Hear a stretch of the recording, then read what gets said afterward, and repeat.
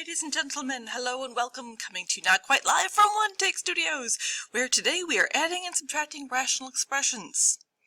Ladies and gentlemen, fractions are our friends. If you don't believe that's true, then you should probably buckle up your seatbelt because it's going to be a bumpy ride. Alright, so again, ratio, the first four letters there, ratio. That's what indicates that we're talking about fractions. Often ratios are written as fractions, and we are going to be adding and subtracting today, which means you need... Of course, yes, you need a common denominator. Alright, I am not going to go back to the fourth grade level of fraction stuff here because we got some serious algebra ground to cover today. But essentially, when you are adding and subtracting with things in math, you need to have like terms. Yes, or the same units, like I can add apples and apples, but I can't add apples and oranges. This is the same thing. This is like having like terms, so to speak, or having the same units for my fractions. So if I've got the same thing on the bottom, it means that I can add. Alright, so, sometimes that means that life is pretty nice, like if I happen to have this right here, x minus 3 over x plus 4 plus x minus 2 over x plus 4. They both have x plus 4 in the denominator. That is a common denominator, which means these are my units, so to speak. They're speaking the same language, which means I can simply add. Again, it's kind of like having x minus 3 apples plus x minus 2 apples. What's apples plus apples? Apples. So, I'm going to have x plus 4 as my denominator. Yay, happiness, and joy. That means that the addition is actually taking place on the top. Like terms, x plus x is going to be 2x, last I checked, and negative 3 plus negative 2 is a grand total of negative 5. That's it for that one. That's it. I can't factor anything, so I can't cancel anything. So again, factor and cancel should be at the forefront of our brain, because if we were going to be able to simplify, that's how it would happen. But if not, then we're done, and that's it. But of course, life is just not always that easy. So, what do we do when life gets more challenging? So what if I asked you, what is I'm using CD for common denominator, what would be the common denominator for 12 and 10? So let's say I had one fraction that had 12 on the bottom, another fraction that has 10 on the bottom, and I'd like to be able to add these two fractions together. What would I use as a common denominator? Some of you might be saying, well, let's just multiply them together, we'll call it 120.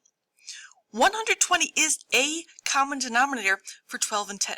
However, it's not the least common denominator, and it is going to be to our advantage to find the least common denominator, because that means that we're going to have less messes to clean up later. So some of you might say, well, I know, it's 60. Okay, great. So it's 60. Okay. Why? Why is it 60? That's going to be my least common denominator right there. Why? We need to break this down on a level that you don't want to go to because we don't always have numbers, and so we need to look at the basics of how things work so that when letters are introduced, we can actually pull it together and make some sense out of it. So 12 and 10, right? Let's start with 12. 12 is going to have what for factors? So think about a prime number breakdown of 12. 12 is 3 times 4. Yeah, but 4 is not a prime. Ooh, but 2 times 2. So this is like 2 squared, so 2 times 2 times 3. That is the farthest I can break down all the multipliers for 12. So 2 times 2 times 3 makes 12. And those are prime numbers, so I can't break it down any further. What about 10? 10 is 2 times 5, and quite frankly, that's it. It's just 2 times 5 because those are both prime numbers, so again, that's not going to break down any further. Okay, let's think about how these factors might influence us so that we can end up with 60 as our common denominator. Well, let's see here. Here's what I would like you to do. I would like you to, make sure I get my wording correctly, for the least common denominator, I would like you to assemble the highest power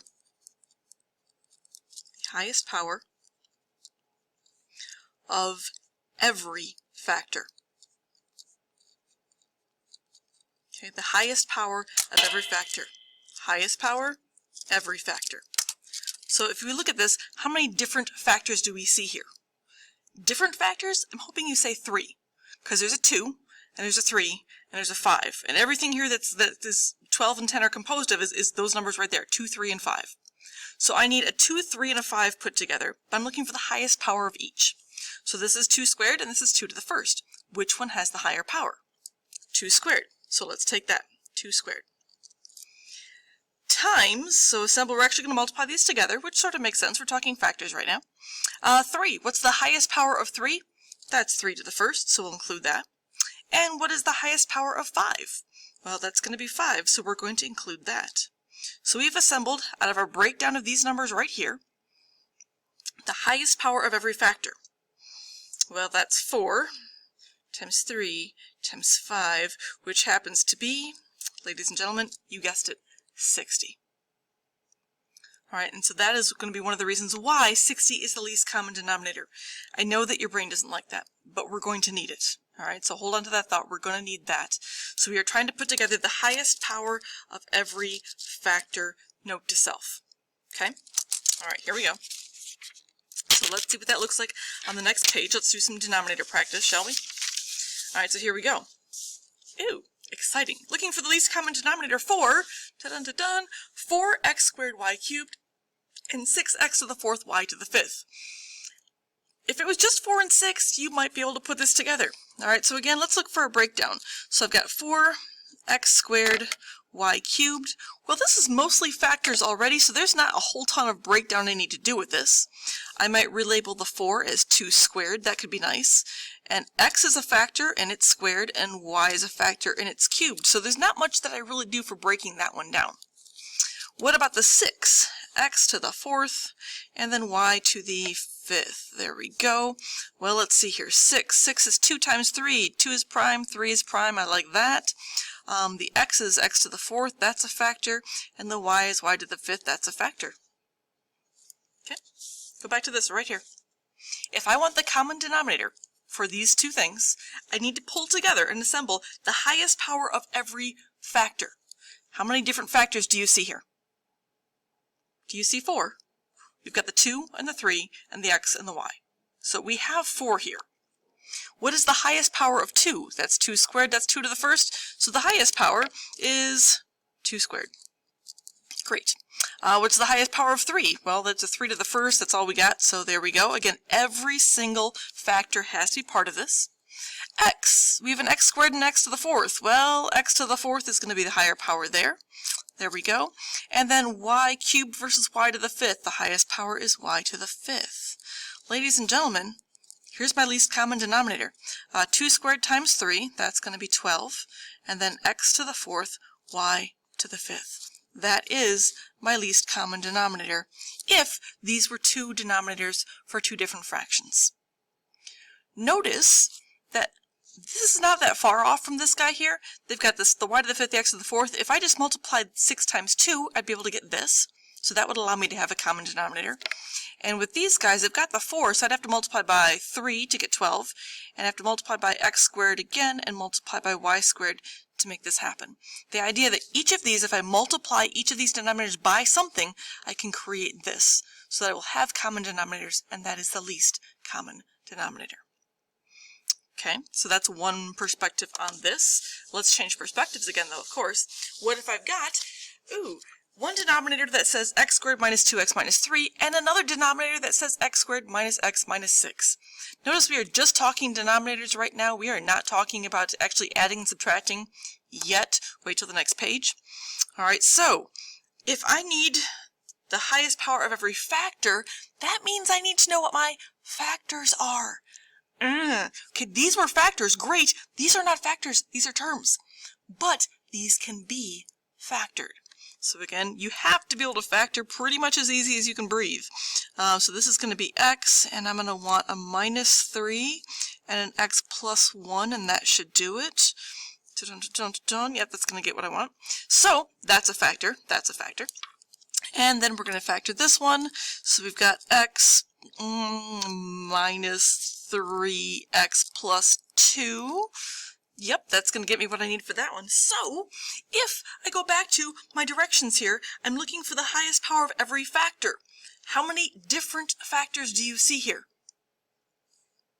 We have some, what I call chunky factors here. X minus 3 is a factor, I can see that. X plus 1 is a factor, and x plus 2 is a factor. All of them have to be represented in my common denominator. Which means, piecing these together, that's x minus 3 to the first, that's x minus 3 to the first. Which one is the higher power? I don't know. How about x minus 3 to the first? So that one is represented. All right, so my least common denominator, x minus 3 to the first. X plus 1 to the first is the highest power of that factor, so that's x plus 1. And x plus 2 to the first is the highest power of that factor. Again, every single factor has to be represented. Ladies and gentlemen, that is my common denominator, specifically the least common denominator. So that if this was one of my fractions, it's got the x minus 3, has the x plus 1, I would simply need to multiply this one by x plus 2 to create the common denominator. This guy's got the x minus 3 and the x plus 2. I would need to multiply this one by x plus 1 to create the common denominator. The idea that these guys are just missing a factor or two that we can use to create the common denominator. Alright, so next level. If I can create common denominators, now I can focus on my ability to turn the page. Or add and subtract, So I'm going to run you through two examples here. Keep your eyes peeled. Here we go. Each problem is slightly different, so I'm just giving you an introduction to things here. Just be aware, think. Make sure that you're trying to understand what's happening so that when the problems change, you're not stuck with something. Alright, so I've got x minus 3 over x squared plus 3x minus 4, and then 2x over x plus 4. These are not common denominators. I need a common denominator. It's going to end up looking more like this last guy right here. The idea that I'm going to have to take this apart in order to get a good look at it. So this right here, actually I'm going to write it over here. I'm going to do x squared plus 3x minus 4. That's one of my denominators sitting right there. And I'm going to take that apart. I'm going to call it x. That's going to be a plus 4 and a minus 1. X plus 4 and a minus 1. Minus 1. There we go. Alright, so now to make this happen, this is my other denominator. It has the factor of x plus 4. I can think of it like that. So what is my common denominator between this and this? Well, common denominator, I'm going to go with least common denominator here. It's going to have a factor of x plus 4, so we'll make sure we include that. And it's going to have a factor of x minus 1, so we'll make sure to include that. There are no other factors, there are no other powers. That is my common denominator. Alright, that is it. That's what I'm looking for. So, what does this mean? If I want to add, this is my common denominator. This fraction already has both of those pieces. It's fine. So if actually I just would like to rewrite that first one there, it's going to be x minus 3 over, yes, I changed colors, haha, over x plus 4 times x minus 1. Okay, plus, well, okay, so I want to add this one in. So this is going to be 2x, and right now it's over x plus 4, but right now it doesn't match. What is it missing? What is it missing? It doesn't have the x minus 1.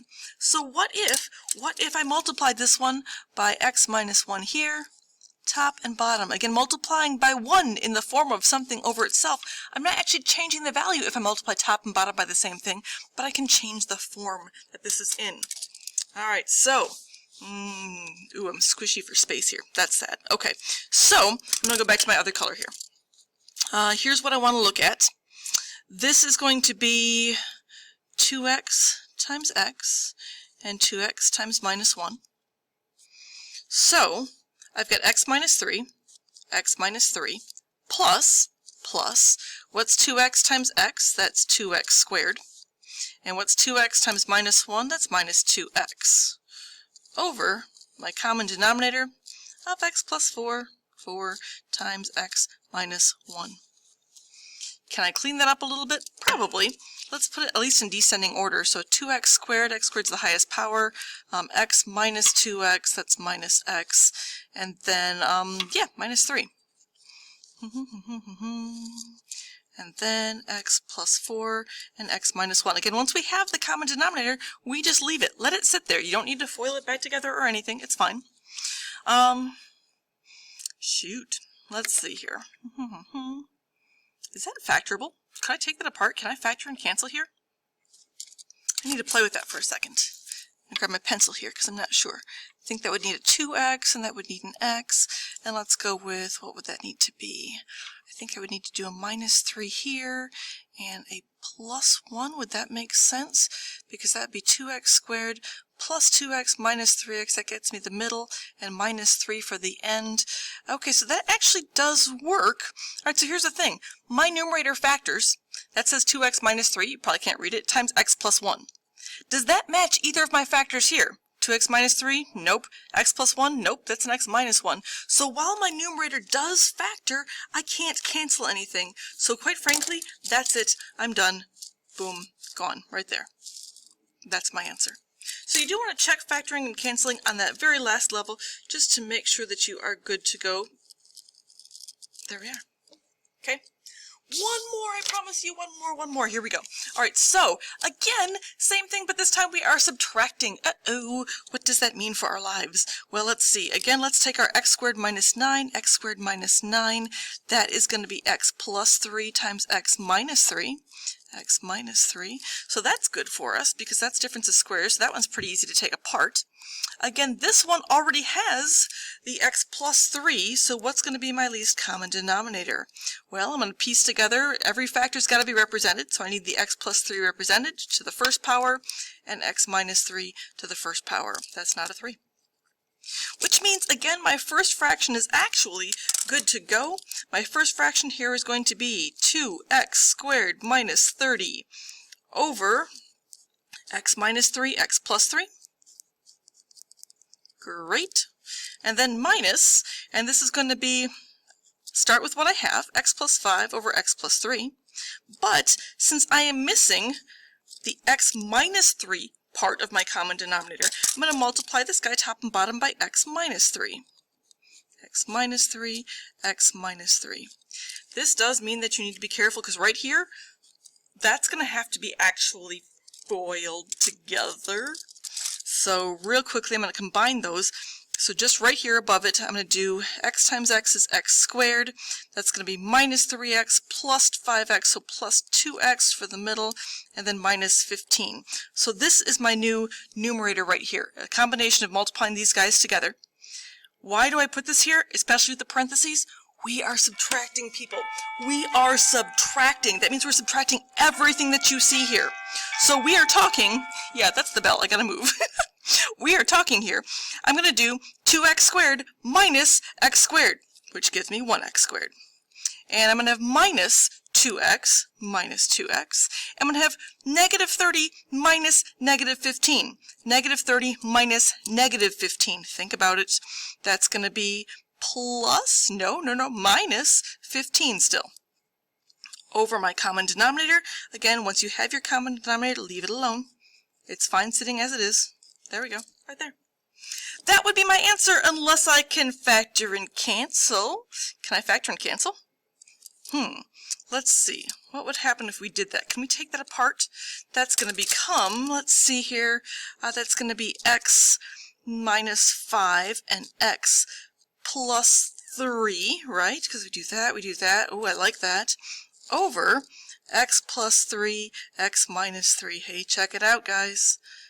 This one does factor and it cancels. Boom and boom. Therefore, my answer is x minus 5 over x minus 3. That is it, all said and done. Okay? Is it fun? Probably not for most people. That's okay. You'll survive. I promise. You gotta be persistent. You gotta be diligent. And quite frankly, you have to be able to factor. All right? Don't give up. Keep practicing. You got this.